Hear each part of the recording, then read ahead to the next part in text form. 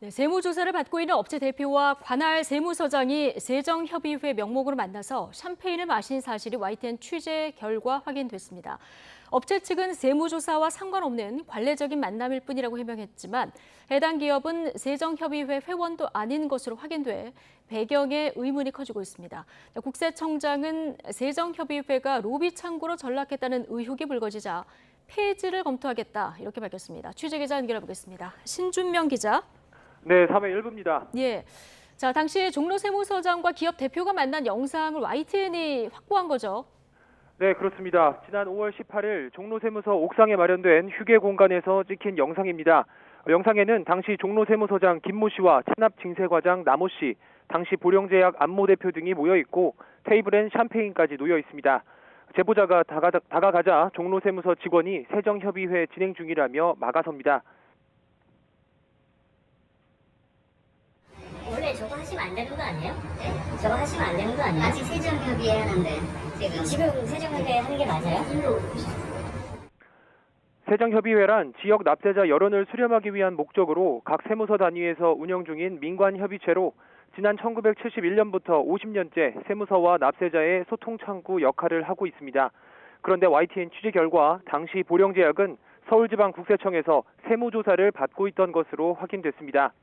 보령제약 내부 관계자는 5월 18일은 세무조사가 한창 진행되던 시기였다며 회사 측에선 꼬투리 잡힐 수 있으니 회사에 들어오지 말라는 지시를 하기도 했다고 전했습니다. 게다가 보령제약은 지난 8월 말 기준 종로세무서가 관리하는 세정협의회 소속 회원 19개 업체에도 포함돼 있지 않았습니다. 세무조사가 진행 중인 상황에서 업체 대표와 세무서장의 수상한 만남이 이뤄진 겁니다. YTN이 확인을 요구하자 보령제약 측은 5년에 한 번씩 하는 정기 세무조사가 진행되던 시기였던 건 맞다고 시인했습니다. 하지만 당시 만남은 관례적으로 진행하는 수시 업무 회의였을 뿐 세무조사와의 연관성은 없다고 선을 그었습니다.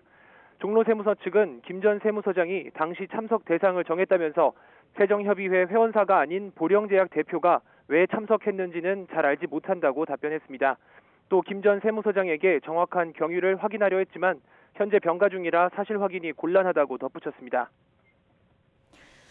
네, 이 세무서 관계자와 납세 업체들이 만나는 세정협의회를 두고 각종 로비 의혹도 잇따랐었는데 국세청장이 폐지를 검토하겠다고 밝혔다고요? 네, 그렇습니다. 세정협의회 회원들은 관할 세무서장이나 과장이 퇴직하면 고문계약을 맺은 뒤 고문료 명목으로 적게는 수십만 원에서 많게는 수백만 원씩 매달 지급해온 것으로 드러났습니다. 현직일 때 세정협의회를 통해 관계를 형성하면서 세무조사 편의를 봐달라는 식으로 청탁하고 퇴직 뒤엔 전관 예우로 대우해주면서 일종의 보험을 둔다는 건데요.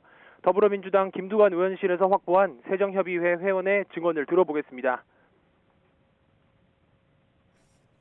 소장들은 한 100만 원 정도 하고요. 다른 세무서장 되면 또 1년 미래직으로 하든 어떤 세무서든 간에 다 이런 것들은 좀 다 사보는 사람 입장에서는 정치도 문제지만 세무서가 가장 무섭잖아요.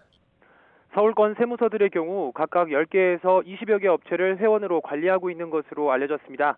전직 세무서장이 퇴직 뒤 사무소를 차리면 세정협의회 소속 기업들로부터 고문료 명목으로 매달 돈을 받는 게 관행처럼 돼 있다는 건데요. 이런 일이 가능한 건 변호사법, 행정사법, 관세사법과 달리 세무사법에만 전관예우 금지 규정이 없기 때문입니다. 변호사, 관세사, 행정사는 공직퇴직 전 1년간 근무한 기관이 처리하는 업무를 퇴직 후 1년 동안 수임할 수 없도록 제한하고 있습니다. 하지만 세무사법엔 이런 제한 규정이 없어서 전관예우 논란이 발생한 겁니다. 국정감사에서 이 같은 문제가 지적되자 김대지 국세청장은 세정협의회 폐지를 검토하겠다고 밝혔습니다. 국회에선 세무서장 등의 전관예우를 근본적으로 방지하기 위해 공직 출신 세무사가 퇴임 직전 근무한 세무관서의 세무대리를 제한하는 세무사법 일부 개정 법률안을 지난 13일 발의했습니다. 지금까지 사회 1부에서 전해드렸습니다.